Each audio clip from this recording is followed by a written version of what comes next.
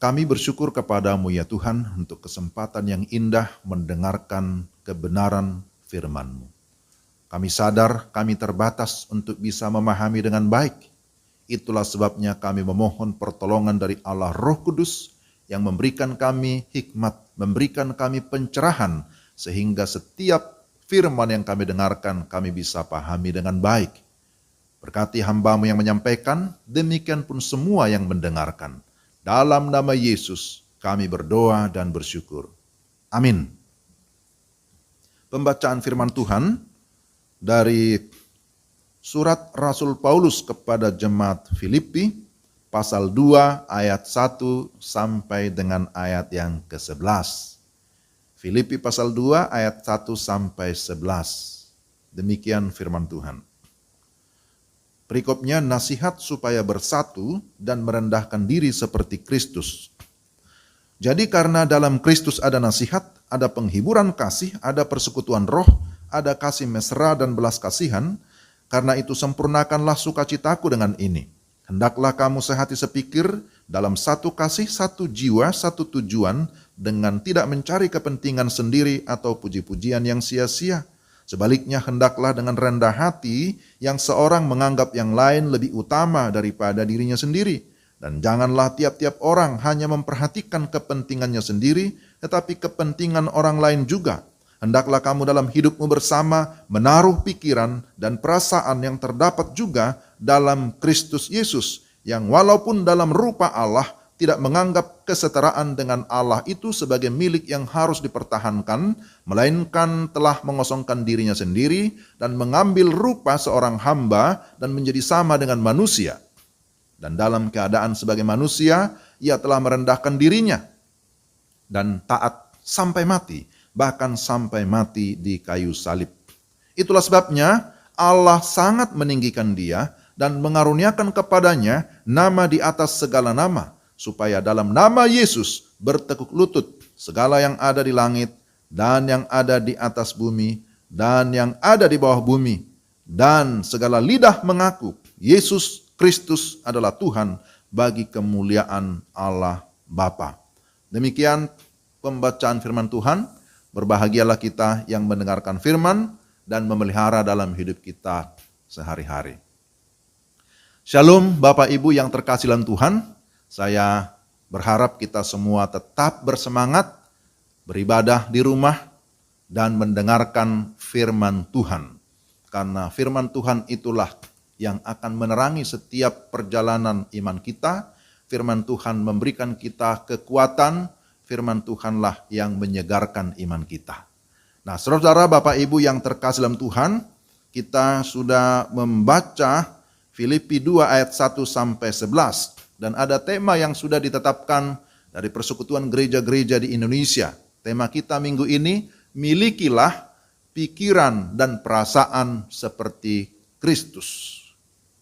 Bapak Ibu yang dikasihi Tuhan, dalam perikop ini Rasul Paulus yang menuliskan surat Filipi ini ketika dia berada di penjara. Dalam perikop ini Rasul Paulus menasihatkan jemaat Filipi mengenai cara hidup yang berpadanan pada pikiran dan perasaan Kristus. Hidup yang berpusat pada Kristus, Sang Kepala Gereja, supaya mereka tetap bersatu, terhindar dari perpecahan, supaya jangan lagi terjadi seperti yang dicatat dalam Filipi 4 ayat yang kedua, di mana Eudia dan Sintike dikatakan berselisih paham. Di dalam ayat 2 pasal 4, Eudia kunasehati dan Sintike kunasehati, supaya sehati sepikir dalam Tuhan. Saudara-saudara, sebenarnya jemaat Filipi ini adalah jemaat yang bagus, yang bertumbuh secara rohani. Itu terlihat dari banyaknya pujian yang Paulus berikan kepada mereka. Misalnya, bagaimana mereka bertumbuh di dalam persekutuan, bagaimana mereka terlibat di dalam pekerjaan Tuhan, di dalam pekerjaan misi. Dalam pasal 1 ayat 5 misalnya dikatakan begini, Aku mengucap syukur kepada Allahku karena persekutuanmu dalam berita Injil, mulai dari hari pertama sampai sekarang ini. Demikian juga kalau kita lihat di dalam pasal 4 ayat yang ke-10. Di sana dikatakan, aku sangat bersuka cita dalam Tuhan, bahwa akhirnya pikiranmu dan perasaanmu bertumbuh kembali untuk aku.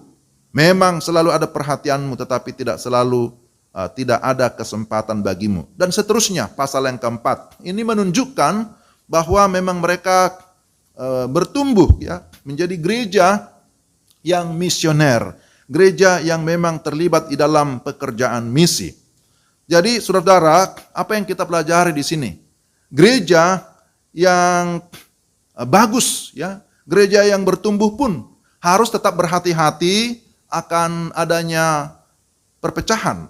Ya, jadi sekali lagi bukan karena pertumbuhan rohaninya mereka tidak terlalu bagus atau jelek, tetapi karena kadangkala ada perbedaan pendapat ya, ada selisih paham sehingga itu bisa menimbulkan masalah di tengah-tengah jemaat. Jadi bagaimana agar gereja atau jemaat tetap bersatu dan pelayanan tetap mengalami kemajuan? Maka tema ini sangat relevan bagi kita. Milikilah pikiran dan perasaan seperti Kristus. Pertanyaannya, bagaimana kita dapat memiliki pikiran dan perasaan seperti Kristus? Bagaimana pola hidup orang yang memiliki pikiran dan perasaan seperti Kristus? Dan kemudian apa akibat memiliki pikiran dan perasaan seperti Kristus? 3 pertanyaan inilah yang akan kita lihat satu persatu. Pertama, bagaimana kita dapat memiliki pikiran dan perasaan seperti Kristus? Saudara-saudara, Bapak Ibu yang dikasihi Tuhan, Alkitab menyatakan bahwa Kristus adalah Tuhan. Jadi sekalipun banyak pengajaran yang palsu, banyak orang yang menyangkal bahwa Yesus bukan Tuhan, tapi bagi saya, bagi kita jelas Yesus Kristus adalah Tuhan. Amin ya. Dia adalah pribadi kedua dari Allah Tritunggal. Sebagai pribadi yang hidup dan kekal, dia memiliki pikiran, perasaan, dan kehendak. Dia adalah pencipta yang menciptakan segala sesuatu, termasuk menciptakan manusia sebagai satu pribadi menurut gambar dan rupanya. Menurut gambar dan rupa Allah. Kejadian 1 ayat 26-27. Namun akibat dosa, gambar Allah di dalam diri manusia sudah mengalami kerusakan dan membutuhkan pemulihan. Dan itulah yang dikerjakan oleh Kristus. Yesus datang ke dalam dunia. Untuk apa? Untuk memulihkan manusia berdosa agar kembali kepada kebenaran dan kekudusan yang sesungguhnya. Jadi, bagaimana saudara dan saya kita dapat memiliki pikiran dan perasaan seperti Kristus? Tentu yang pertama, harus sungguh-sungguh bertobat, harus sungguh-sungguh percaya dan menerima Yesus Kristus sebagai Tuhan dan Juru Selamat secara pribadi. Ini bagian yang paling esensi, yang sangat mendasar, yang tidak bisa ditawar-tawar saudara-saudara. Sebab perubahan pola pikir harus dimulai dari dalam keluar. Dan siapa yang mengerjakannya? Tuhan sendiri. Roh Kudus yang mengerjakan, yang melahirkan kita kembali secara rohani. Tapi yang kedua, harus tetap dalam persekutuan pribadi dengan Kristus. Persekutuan pribadi dengan Kristus melalui saat teduh, melalui doa, melalui firman Tuhan tiap-tiap hari. Sehingga kita bisa memiliki pikiran dan perasaan seperti Kristus.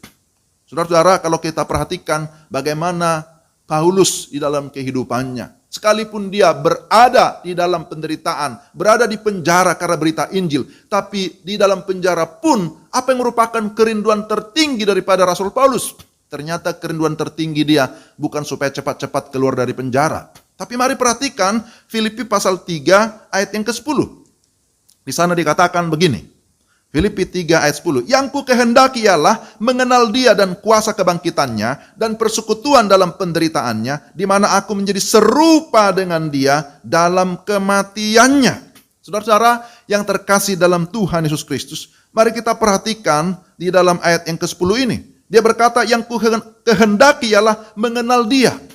Istilah mengenal dia, artinya yang dia kehendaki adalah bagaimana dia memiliki hubungan yang sangat intim dengan Tuhan tiap-tiap hari, tiap-tiap saat. memiliki hubungan yang akrab dengan Tuhan, karena dengan memiliki hubungan yang akrab, yang dekat dengan Tuhan, maka dia akan bisa memiliki pikiran dan perasaan seperti Kristus. Hidup sesuai dengan kehendaknya Kristus. Dan itulah yang merupakan keinginan dia yang tertinggi. Saudara-saudara, Bapak Ibu yang terkasih dalam Tuhan, kalau saudara dan saya ingin memiliki pikiran dan perasaan seperti Kristus, maka kita tingkatkan relasi kita, persekutuan kita dengan Tuhan tiap-tiap hari. Lalu yang ketiga, harus melibatkan diri dalam pelayanan atau pekerjaan Tuhan. Inilah hal yang harus kita lakukan sebagai orang-orang yang sudah diselamatkan. Dengan cara demikianlah kita akan semakin mengenal siapa Kristus. Dengan cara kita terlibat di dalam pelayanan, maka kita akan memiliki pikiran dan perasaan seperti Kristus. Itu juga yang dilakukan oleh Rasul Paulus, sang penulis surat ini. Jadi bagaimana kita dapat memiliki pikiran dan perasaan seperti Kristus? Tadi sudah disampaikan. Pertama, harus sungguh-sungguh bertobat, percaya dan terima Dia sebagai Tuhan dan Juru Selamat pribadi. Kedua, membina hubungan atau relasi persekutuan pribadi dengan Tuhan. Lalu kemudian kita mau terlibat di dalam pelayanan, terlibat dalam pekerjaan misi, terlibat di dalam pekerjaan Tuhan. Lalu yang kedua, bagaimana pola hidup orang yang memiliki pikiran dan perasaan seperti Kristus? Saudara-saudara, Bapak Ibu yang dikasihi Tuhan, Rasul Paulus menasihatkan jemaat, hendaklah kamu sehati sepikir dalam satu kasih, satu jiwa, satu tujuan, dengan tidak mencari kepentingan sendiri atau pujian yang sia-sia. Terjemahan lain, jangan melakukan apapun yang ditimbulkan oleh ambisi yang egois atau kesombongan yang sia-sia. Sebaliknya, hendaklah dengan rendah hati yang seorang menganggap yang lain lebih utama dari dirinya sendiri. Melihat orang lain lebih utama. Dan kita mau mengoreksi diri, serta mau mengakui kejelekan atau kekurangan diri sendiri. Kan ini menjadi persoalan juga ya. Banyak orang yang seringkali melihat kelemahan orang lain, lalu kemudian menutupi kejelekannya. Ya, jarang orang mau mengakui keburukannya ya, tapi mau menonjolkan kebaikannya sendiri. Jadi ini yang harus kita perhatikan. Jangan hanya memperhatikan kepentingan sendiri, tetapi kepentingan orang lain juga. Itu kita baca dari ayat 1 sampai dengan ayat yang ke-5 ya, ayat yang ke-4. Dengan kata lain, mari kita terus bersatu, mari kita terus maju. Bagaimana caranya? Ikutilah teladan Kristus Yesus. Dalam ayat 5 disebutkan, hendaklah kamu dalam hidupmu bersama menaruh pikiran dan perasaan yang terdapat juga dalam Kristus Yesus. Itu dalam ayat yang ke-5. Lalu kalau kita perhatikan ayat yang ke-6 sampai dengan ayat yang ke-8, maka kita belajar bagaimana keteladanan Yesus yang begitu mulia, yang begitu agung. Pertama kita bisa lihat di sana bahwa Yesus merendahkan diri sampai ke level yang terendah. Dia merendahkan dirinya secara sempurna. Merendahkan diri secara total. Ayat yang ke-6, yang walaupun dalam rupa Allah, tidak menganggap kesetaraan dengan Allah itu sebagai milik yang harus dipertahankan. Yesus adalah Allah. Yesus adalah Tuhan. Dia tidak akan pernah berubah dalam esensi ketuhanan atau keilahiannya. Keilahiannya atau kealahannya tidak pernah berkurang. Tetapi di sini dikatakan bahwa Dia yang walaupun Allah atau walaupun dalam rupa Allah tidak menganggap kesetaraan Allah itu sebagai milik yang harus dipertahankan. Dengan kata lain, Dia tidak menonjolkan, Dia tidak menonjolkan ketuhanannya di dalam bagian ini. Jadi istilah yang dipakai mengosongkan dirinya sendiri, yang sering disebut dengan istilah kenosis. Kristus mengambil hakikat manusia pada dirinya sendiri. Tetapi sekalipun demikian, kealahannya tentu tidak akan pernah berkurang. Dia adalah Allah yang menjadi manusia. Dia memakai hakikat manusia pada dirinya sendiri. Ilustrasinya, jikalau ada orang kaya atau orang kota bisa merendahkan dirinya tanpa kehilangan apa-apa, walaupun kepadanya dikenakan atau ditambahkan pakaian orang miskin atau pakaian orang desa. Tidak otomatis bahwa dia akan berubah, kan gitu ya. Pada dirinya dia tetap adalah orang kota ataupun orang kaya. Sekalipun ilustrasi ini mungkin tidak bisa diperbandingkan, tetapi kita bisa menangkap maknanya. Saya harap demikian. Tapi yang kedua, Yesus mau berkorban bagi manusia berdosa. Saudara-saudara, Yesus tidak hanya merendahkan diri dan mengambil rupa menjadi seorang hamba, menjadi sama dengan manusia. Akan tetapi dikatakan dalam bagian ini, dia taat sampai mati, bahkan sampai mati di kayu salib. Ayat yang ke-8.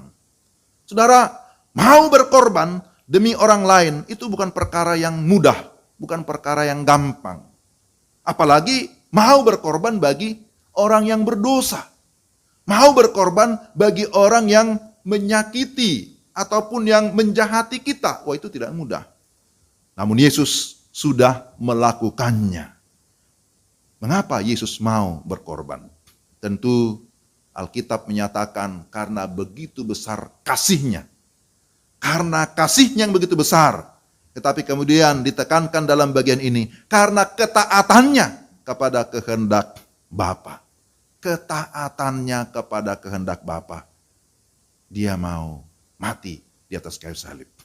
Saudara, saya kira inilah yang patut kita teladani. Bahwa dia mau merendahkan dirinya, dia mau berkorban, dia mau berkorban demi orang lain. Demi manusia berdosa, saudara dan saya. Lalu yang terakhir, yang ketiga, apa akibat memiliki pikiran dan perasaan Kristus? Ayat 9-11, jelas ya, kita sudah dengarkan tadi. Itulah sebabnya Allah sangat meninggikan dia. Bahkan dikatakan di sana namanya disebut nama di atas segala nama. Dan setiap lutut akan bertelut di depan Yesus. Dan setiap lidah akan mengaku bahwa Yesus Kristus adalah Tuhan bagi kemuliaan Allah Bapa. Saudara-saudara, kita sedang menantikan kedatangan Kristus kembali. Pada saat Kristus datang kembali, maka para malaikat dan orang Kristen sejati akan berlutut dan mengakui Yesus sebagai Tuhan dengan sukacita. Tapi sebaliknya, setan dan juga orang-orang yang tidak percaya juga akan berlutut dan mengakui Yesus sebagai Tuhan, tapi dengan terpaksa. Dan mereka tidak akan diampuni, sekalipun ada pengakuan bahwa dia adalah Tuhan. Kita sudah pernah mendengarkan firman Tuhan dalam Markus 5 ayat 6-8 ya. Bagaimana si iblis, si setan yang berteriak-teriak, Yesus Tuhan.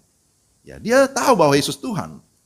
Tetapi yang namanya setan, iblis, tidak akan pernah mendapatkan pengampunan karena keberdosaannya di dalam kekekalan.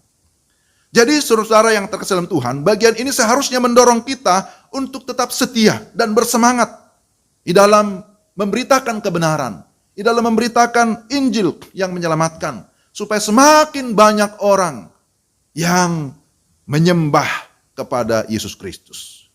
Memiliki pikiran dan perasaan Kristus, memberikan kita kekuatan atau energi untuk terlibat di dalam pekerjaan Tuhan yang begitu besar. Saudara yang terkasih dalam Tuhan, apa yang merupakan kesimpulan dan aplikasi bagi kita?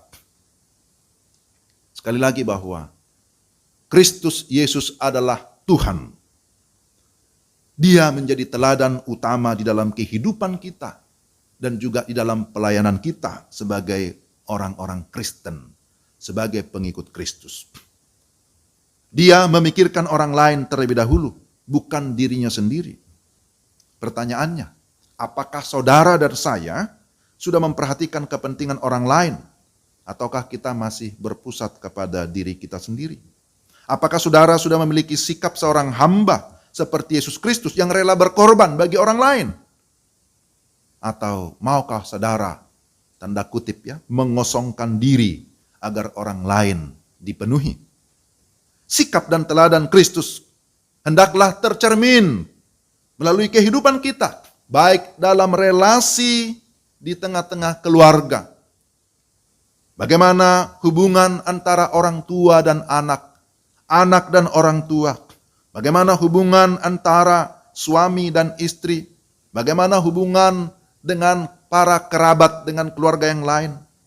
Juga bagaimana di dalam gereja. Hubungan antar pelayan, majelis dengan pendeta, demikian sebaliknya. Antara para pelayan dengan anggota jemaat, sesama anggota jemaat. Bagaimana kita menunjukkan pola pikir yang sudah diubahkan.